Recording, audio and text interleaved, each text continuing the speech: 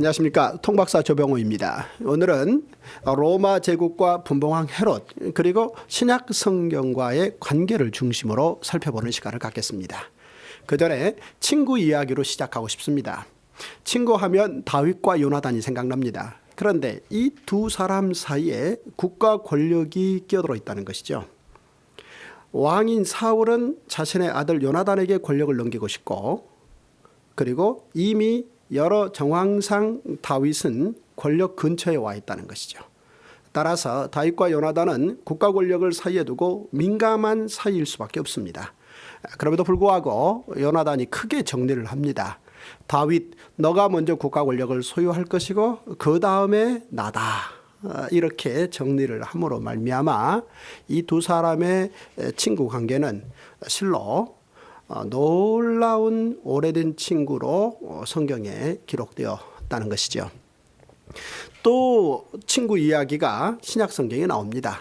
바로 로마 총독 빌라도와 유대의 분봉왕 헤롯이 전날에는 원수였으나 그날에는 친구였다. 이런 표현이 있죠.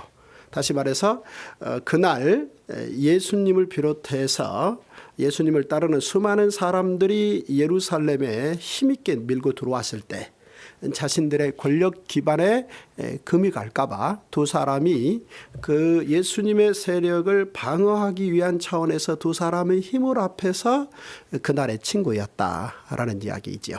자, 이렇게 이 로마 제국과 이 분봉왕 헤롯이 유대 지방에서 서로 원수도 되고 친구도 되는 이 이유가 무엇일까를 살펴보므로 이런 내용들이 신약 성경과 어떻게 긴밀한 관계를 가졌는지를 좀 더 살펴보면 오늘 참 유익하고 재미있을 것이라 기대합니다. 로마의 시스템은 몇 차례 변동이 있었습니다. 왕정에서 공화정으로, 공화정에서 제정으로 바뀌었던 것이죠.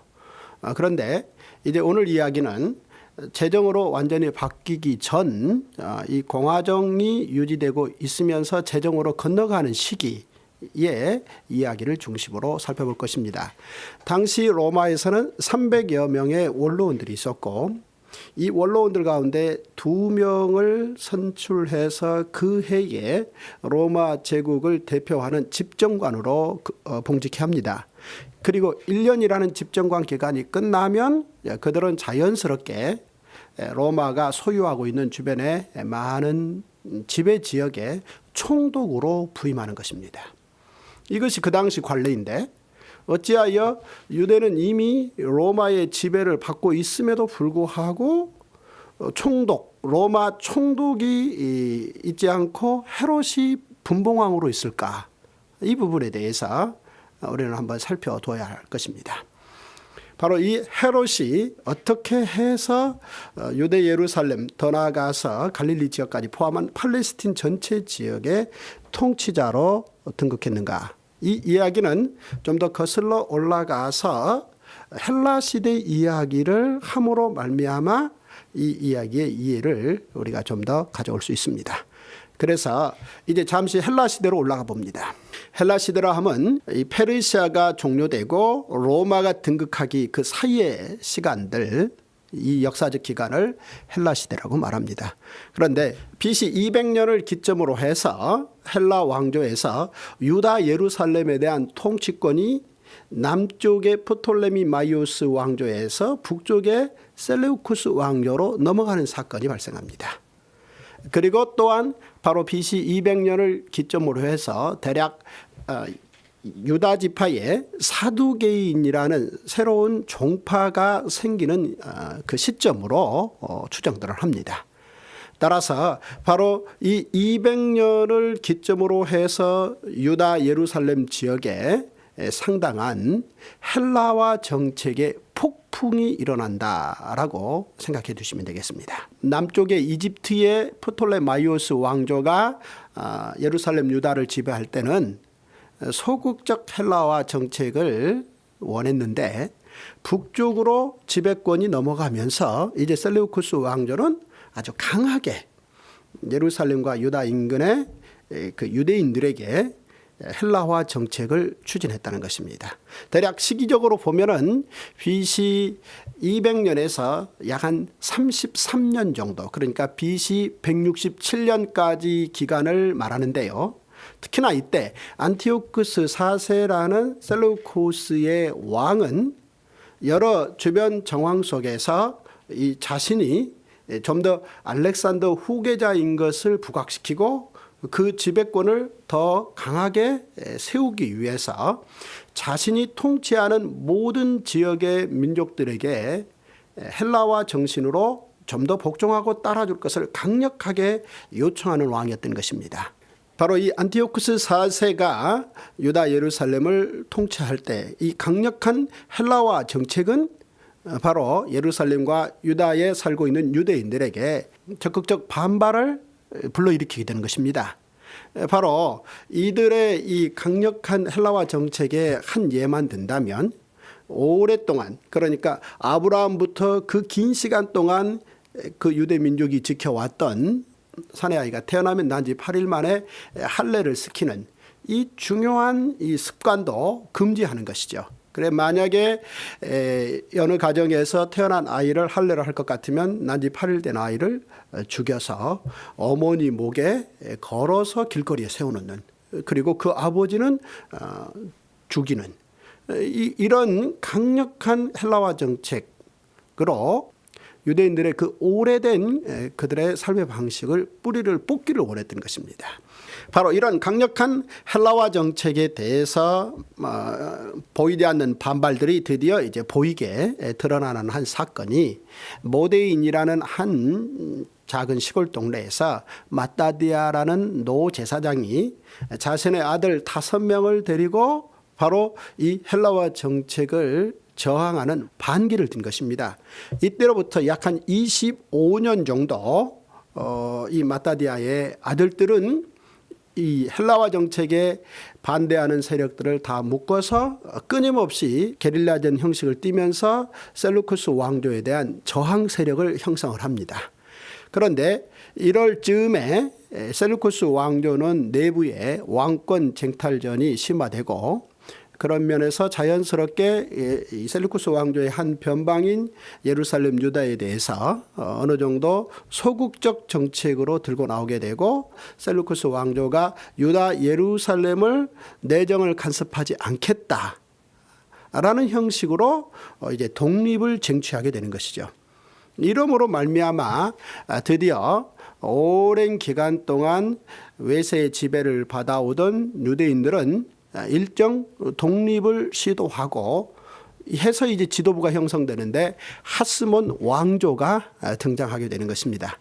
그런데 이 하스몬 왕조는 말씀드렸던 마따디아의 가문 사람들이 일단 지배의 핵심인 왕조 세력이 되고, 그리고 BC 200년경에 시작되었던 이 사두개인들이 또한 중심 세력이 되고, 또 하나의 중심 세력은 일찍이 마따디아가 그의 아들들 5과 함께 이 저항 운동을 지속적으로 펼쳐갈 때 그때 많은 사람들이 거기에 동조했는데 그 동조한 사람들, 바로 이들이 하시딤입니다. 이 저항자들이라는 거죠. 바로 이들 가운데에서 하시딤의 후예가 바리세파로 형성되는 것인데요. 이들이 하스몬 왕조의 또한 축이 되어서 유다 예루살렘에는 이 마따디아 후손의 그 왕조 세력과 그리고 사두개파 세력과 그다음 바리세파 세력들이 서로 상호 보완성을 띠면서 이제 그 나름대로 국가의 중추 세력들로 자리를 잡게 되는 것입니다. 그런데 바로 이때 요한 힐카누스라는 왕이 좀 더 강력하게 정치를 펴므로 말미암아 주변에 있는 땅들을 점령하는 사건이 발생합니다. 이 요한 힐카누스 왕은 북쪽으로도 점령을 하고 남쪽으로도 점령을 했는데, 이 남쪽에 점령된 지역이 이둠의 지역입니다. 에돔족의 후손들이 살고 있는, 즉 에돔족은 에서의 후예들이죠. 그들이 살고 있는 지역을 점령을 했고, 이 요한 힐카누스의 요구에 의해서 에돔족들의 상당수는 유대교로 강제 개종을 할 수 있는 상황으로 만들어졌습니다.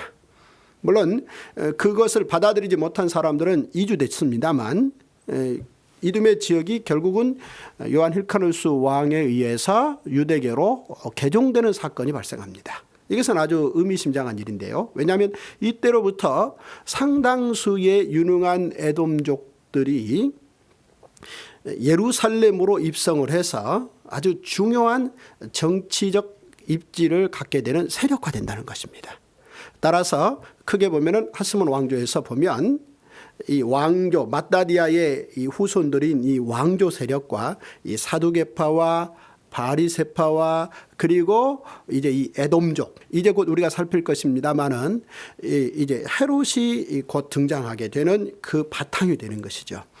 자, 이렇게 예루살렘에는 여러 세력들이 함께 아우러지면서 국가를 이끌어 가는데 사사건건 그 안에 대립이 발생하고 있다는 것이죠. 그 대립의 그 중심에 들어가 보면 물론 권력 다툼은 기본이겠습니다만은 이 사두개파와 바리새파의 이 대립이 그치지 않습니다. 왜냐하면 이 사두개파와 바리새파는 같은 유대인입니다만은 사상은 이미 다르게 가지고 있다는 것이죠. 간단하게 쉽게 말씀드리면 이 사두개인들은 이 대제사장 세력들의 기반을 두고 있는데요. 물론 제사장들이 다 사두개인들은 아닙니다. 지배층의 이 대제사장 그룹들이 모세오경을 아주 중요하게 여기고 이것을 문자적으로 해석하는 것과 그 다음에 성전을 중심으로 레위기에 기록되어진 이 제사를 중요하게 여김으로 그들의 중심 사상을 뒀다는 것이죠. 따라서 이들은 그 외에 이 시대 상황에서 이 헬라 제국이 제공하는 헬라화 정책을 상당히 친헬라화 정책으로 수용하는 형식을 띠고 있었던 것입니다. 하지만 이미 말씀드렸듯이 헬라화 정책의 이 저항의 깃발을 들고 바리새파로 형성된 이 바리새파들은 주로 이 모세오경뿐만 아니라 성문서, 예언서 등등 구약성경 전체를 수용하는 것은 물론이요, 성전에서 예배드리는 것보다는 율법을 연구하고 오히려 그 내용을 삶의 방식으로 더 해석하는 것, 그리고 헬라화 정책에 대해서 이 반대하는 입장을 취하고 있었던 것입니다. 따라서 국가의 통치 방향을 결정하고 진행시켜가는 가운데 이 양대 세력은 사상적으로 함께 갈 수 없었던 것입니다.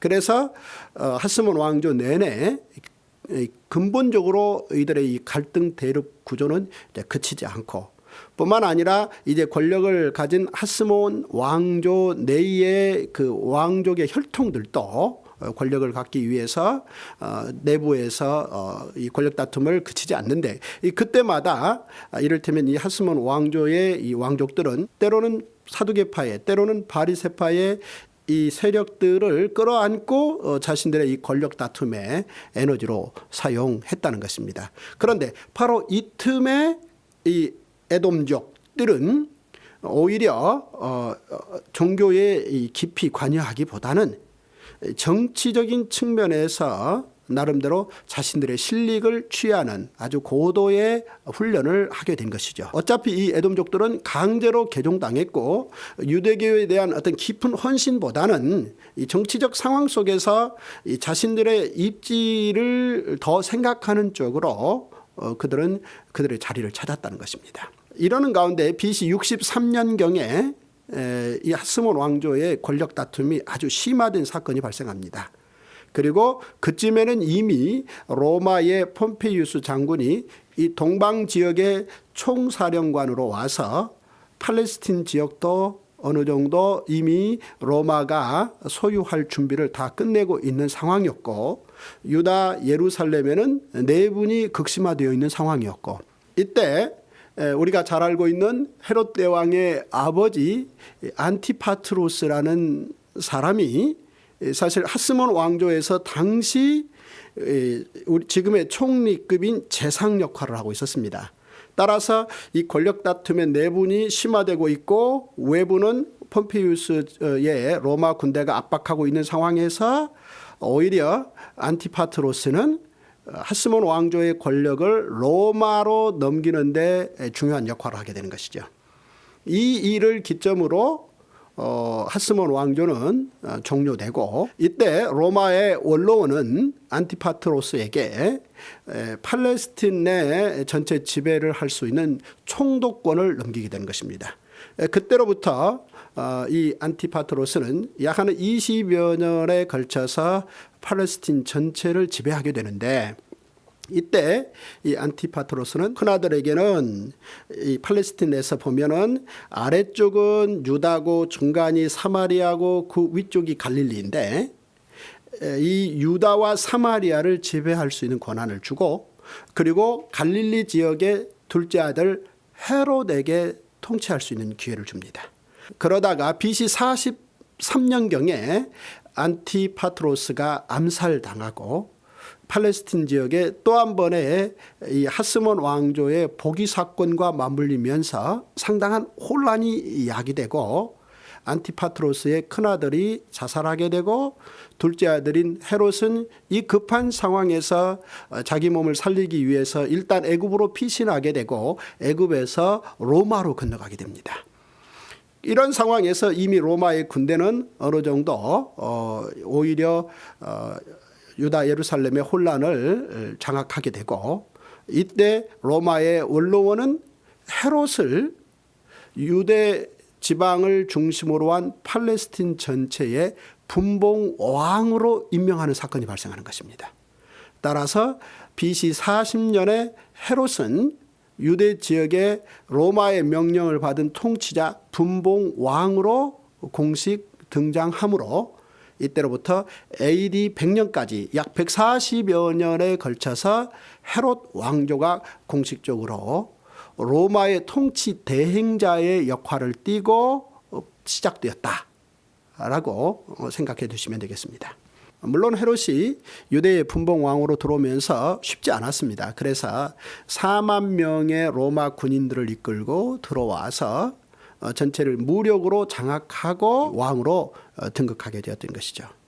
그렇다면 왜 로마는 헤롯을 유대인들이 살고 있는 지역에 헤롯을 분봉 왕으로 세웠는가, 이 부분에 대해서 간단하게 생각해 볼 필요가 있겠죠. 그 이유는 큰 틀에서 보면은 로마의 이 정책 때문이었다라고 볼 수 있겠습니다. 말씀드렸듯이 헤롯의 아버지, 그리고 더 나아가서 헤롯의 할아버지급들이 유다 예루살렘에서 어찌 보면 깊지 않은 종교심, 달리 표현하면 위장된 유대인의 그 종교의식을 가지고 끼어들어서 이 사두개파나 바리새파들이 아주 나름대로의 깊은 종교심을 가지고 치열하게 합의점을 찾지 못하고 서로 이한 대립식으로 경쟁할 때 그 틈에 끼어들어서 오히려 이제 국가 경영에 참여하는 솜씨를 발휘한 적이 있는데요. 이런 부분들을 적극적으로 살려냈다는 것이죠. 다시 말해서 당시 로마는 주변에 있는 모든 나라들에게 총독을 파견하고 그 총독에게 모든 지배권을 다 건네서 통치할 수 있도록 했습니다. 그런데 유대인들만큼은 단순하고 간단하게 총독만을 파견해서 그 지역 전체를 지배하기에는 그들은 워낙 독특한 특성을 가지고 있는지라 이 부분을 해결하기 위해서 통치는 해야 되겠지요. 그들의 독특함을 어떤 식으로건 무시할 수는 없겠지요. 이런 걸 상황을 감안해서 로마의 원로원은 유대 지역 통치만큼은 나름대로의 그 지역 상황을 고려한 방식으로 통치의 틀을 짰다는 것이죠. 여기에 에돔족 출신인 이 헤롯과 그의 후손들이 충분히 로마의 기대에 부합하는 이 걸맞는 역할을 감당했다라는 사실입니다. 그런 면에서 유대의 헤롯 왕조가 등장한 것은 헤롯 왕조의 이 정치적 나름대로의 솜씨와 로마 제국이 그것을 충분히 이용해서 유대 지역을 다스리고자 하는 제국의 이 통치 목적과 맞물려 있었다라고 먼저 생각을 해둘 필요가 있겠습니다.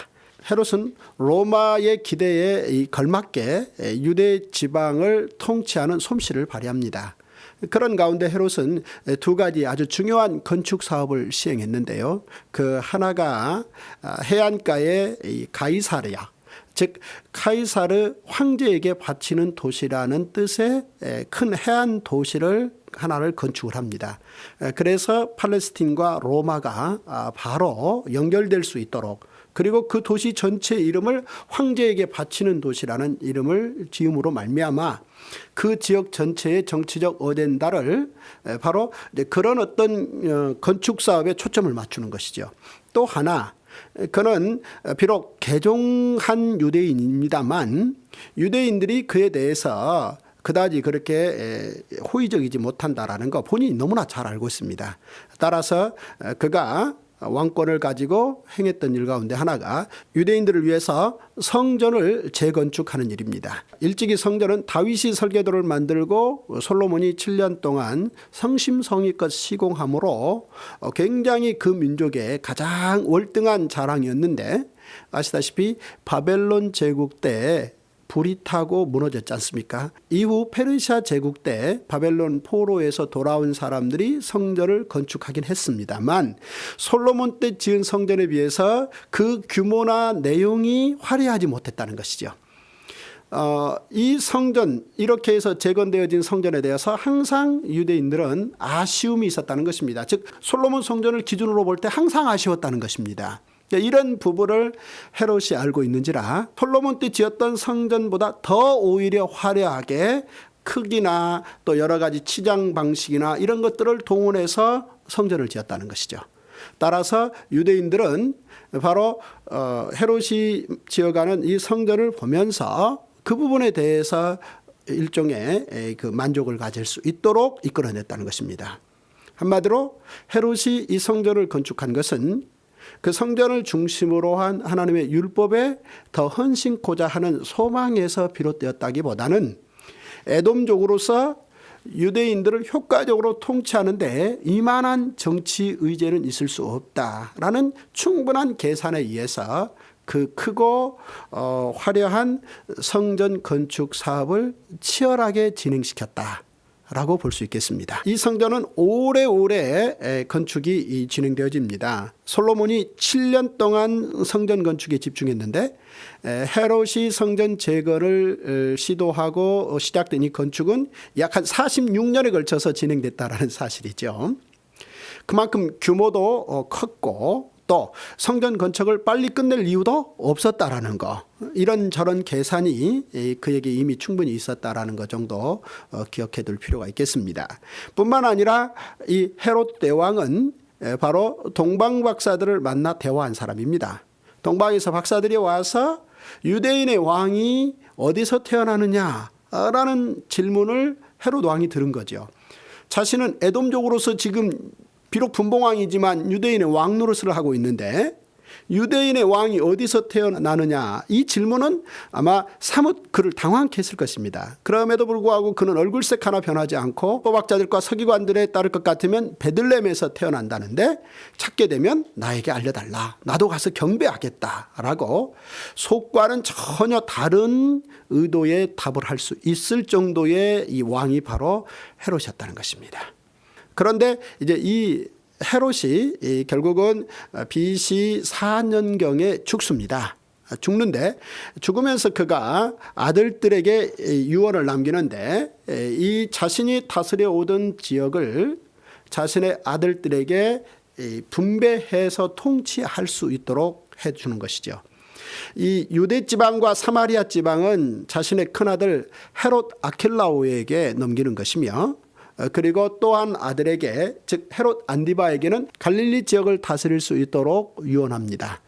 대체적으로 이 헤롯 대왕의 유언을 로마에서는 인정해 주는 방식으로 헤롯 왕조의 통치 기반은 이제 지속되게 되는 것이죠. 그런데 이 마리아와 요셉이 헤롯의 장남 헤롯 아켈라오가 유대와 사마리아의 통치자 되었다라는 소식을 듣게 되고 그가 아무래도 이 포악한 통치자다라는 소문을 이미 들었었는지라 그 인근으로 살로 들어가지 않고 오히려 저 북쪽에 있는 이 갈릴리의 나사렛 쪽으로 삶의 지역으로 옮겨가게 되고, 그곳에서 우리 예수님이 30년 동안 사심으로 우리 예수님을 일컬어 나사렛 예수다. 즉 갈릴리 지역의 나사렛 분이다 라는 이야기가 이제 거명되었던 것이죠. 이 헤롯 아켈라오는 워낙 이 통치 기술이 미숙하고 폭력적인 기므로 오래 가지 못하고 그는 그만 쫓겨납니다. 그리고 이 유대 예루살렘 그리고 사마리아 지역은 오히려 로마의 이 북쪽에 주둔해 있는 시리아 총독의 관할거리로 일단 넘어가게 됩니다. 그런 상황이지만 갈릴리는 헤롯 안디바가 계속해서 통치하게 되는 것이죠. 바로 이 헤롯 안디바 왕이 세례 요한을 죽인 사람이다라고 기억하시면 되겠습니다.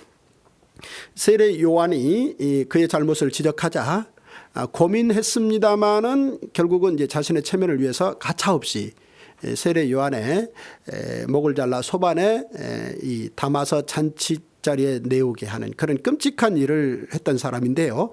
이 헤롯 안디바 왕을 이제 우리 예수님이 저 여우다라고 지칭했었고요.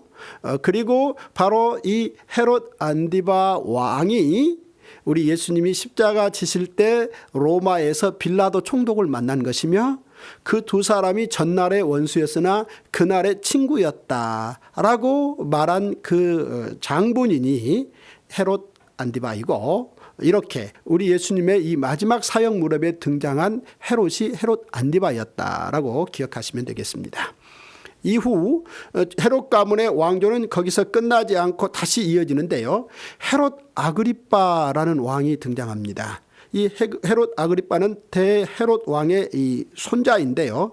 이가 왕노릇할 때 우리 예수님의 제자 시대에 바로 아주 유능한 제자였고 훌륭한 제자였던 사도 야고보가 이 헤롯 아그리빠 1세 왕의 명령으로 순교당했다라는 사실을 우리가 사도행전에서 볼 수 있습니다. 이 헤롯 아그리빠 1세가 죽고 헤롯 아그리빠 2세 왕이 등장하는데요. 이 헤롯 아그리빠 2세는 이 사도 바울과 만났던 사람이다라고 기억해 두시면 되겠습니다.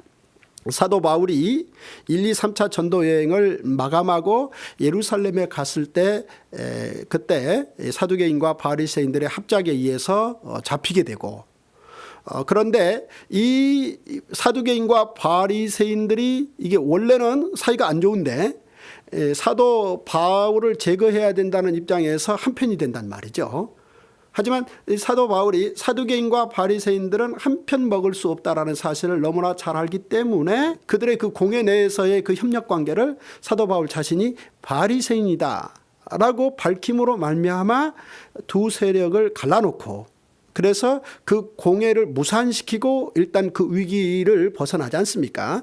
그리고 가이사라에 가서 약 한 2년 정도 시간을 보내게 되지요. 즉 가이사라에 가서 약 한 2년 정도 이 감옥 생활을 하게 됩니다. 그때 총독이 이 벨렉스에서 베스도로 바뀝니다. 그런데 벨렉스 총독과 사도 바울은 사이가 괜찮았습니다. 그런데 이 벨렉스 총독이 2년 임기를 마감하고 베스도 총독이 부임하자 이 틈을 타서 또 대제사장 세력들이 사도 바울을 죽이려고 계획을 세웁니다. 이때 이제 다시 한번 이 사도 바울이 바로 이 베스도 총독과 마주하게 되는데 그때 마치 헤롯 아그리빠 2세도 함께 했다는 것이죠. 그래서 이들 통치자들 앞에서 사도 바울이 변명할 기회를 갖습니다. 먼저 헤롯 아그리빠 2세가 사도 바울에게 부탁합니다. 성경에 보면 이런 말씀이 쓰여 있습니다. 아그리빠가 바울더러 이르되 너를 위하여 말하기를 내게 허락하노라 하니 이에 바울이 손을 들어 변명하되 아그리빠 왕이여, 여기에서 아그리빠 왕은 헤롯 아그리빠 2세입니다. 아그리빠 왕이여, 유대인이 모든 송사하는 일을 오늘 당신 앞에서 변명하게 된 것을 다행으로 여기옵나이다.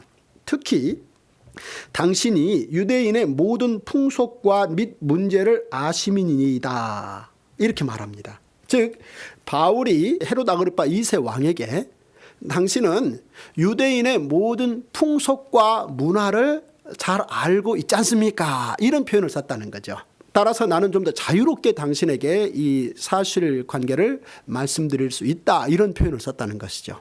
다시 말해서 이 헤롯 집안은 사실은 헬라 시대 때부터 로마 시대 때까지 이 유대인의 이 풍속과 문화를 누구보다도 잘 아는 사람들이었고, 이들이 이런 부분들을 적절하게 활용하면서 로마의 통치 대행자 노릇을 했었다라고 생각해 주시면 되겠습니다.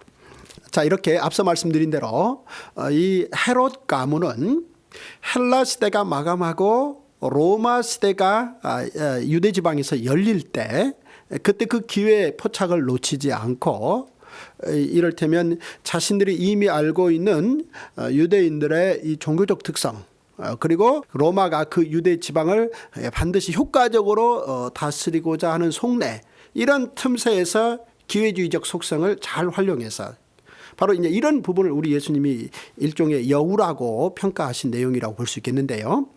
이런 그들만의 이 독특한 처세술로 약 한 140년 동안 왕조를 유지했었다라는 사실을 우리가 기억할 필요가 있겠고요.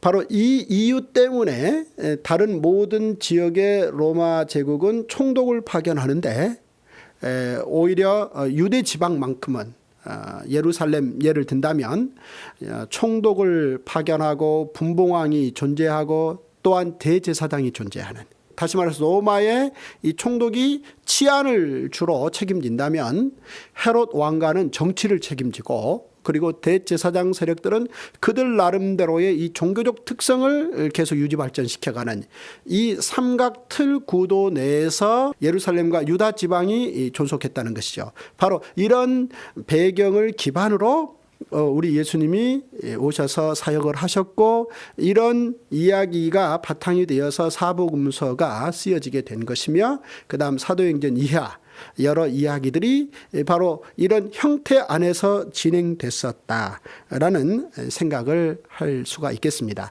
다시 말해서 또 짧게 정리를 말씀드린다면, 유대인들은 헬라 제국 시대에 헬레니즘을 거부한, 그리고 그들의 오래된 전통인 헤브라이즘, 히브리즘이라고 그럽니다. 히브리인들이란 말 알고 있지 않습니까? 이것을 고수하는 가운데 많은 어려움과 핍박을 당했지만 그것을 끝내 유지하는 형식을 띄었고, 이 기반 위에 기독교의 메시지가 다시 형성되었는데, 바로 이런 틈새를 헤롯 왕가가 놓치지 않고 잘 활용했다 라는 차원으로까지 말씀드리겠습니다. 오늘 저는 여기까지 준비했고요. 다음 시간에 사내들인 공회재판과 로마 총독재판이라는 내용으로 다시 살펴보겠습니다. 감사합니다.